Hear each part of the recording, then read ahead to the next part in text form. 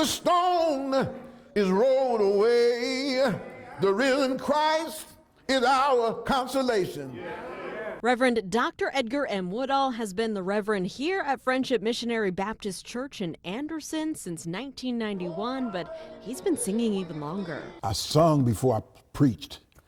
Though I would play with it a little bit as a child, you know, I did some listening to some of the preachers that I listened to. Preachers like C.L. Franklin, father of Aretha Franklin, and singers like Sam Cooke.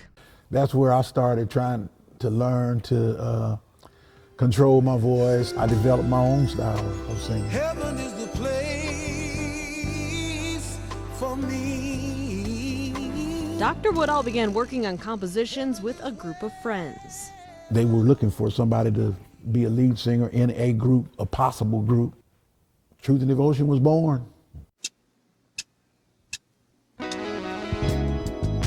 In 1981, a group of 8 men from Anderson, Indiana, known as Truth and Devotion, cut their one and only record, Heaven at Last. The group's conception and its sound direction are attributed to one man. Dwayne Johnson is the brainchild behind the whole thing. Like, he's the one that pretty much wrote all the compositions.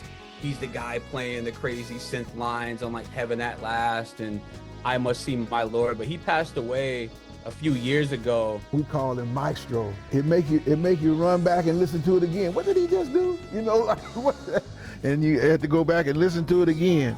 This guy, people would hire him to come and do Al Green. Garland, you know, percussionist extraordinaire with all the chimes and the bells. And this is the drummer I was telling you about, James Dixon. Short in stature, but he was tall on those drums. Man, he played some heavy drums. The band was one of the first groups to sign with Ty Scott Records, co-founded by dentist Dr. Leonard Scott. The album was recorded in Indianapolis at then newly built Audio Genesis recording studio. The Audio Genesis was a beautiful studio. It was there on Meridian, I believe it was. So just the professionalism of that studio is kind of hard to put out of my mind. You know, I just appreciate it so much. A lack of marketing, along with financial troubles in its early years of the label, caused the album to fall into obscurity. But then in 2020,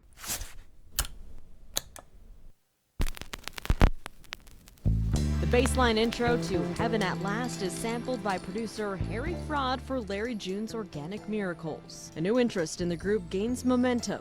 Marcus Rucker, aka Motif alumni of Holy Grail Records, explains how hip-hop can bring awareness to other genres.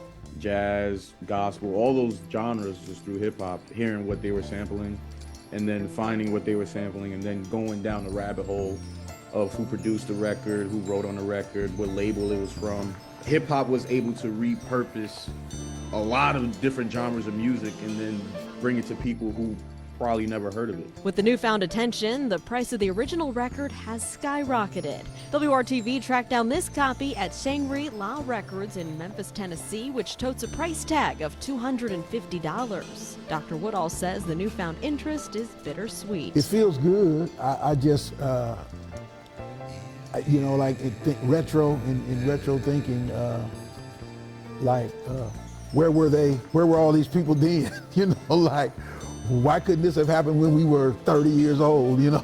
A newly formed record label, Holy Grail Records, saw a need for a label to reissue these forgotten masterpieces. Holy Grail Records is a gospel, soul, and jazz label that pretty much focuses on those genres from the time periods of the 70s and the 80s. And why we started that label was to give flowers back to the artists and labels that inspired what we do now. As for Reverend Woodall, his mission to share his voice continues. Since God gave me that gift, I just want to put it out there and enhance what I do, you know, as far as from the word, enhance it with ending with maybe a song to the people, singing not about God, only about God, but singing to Him, you know. And as long as I'm singing to the Lord, I believe that people will be reached through my ministry. people.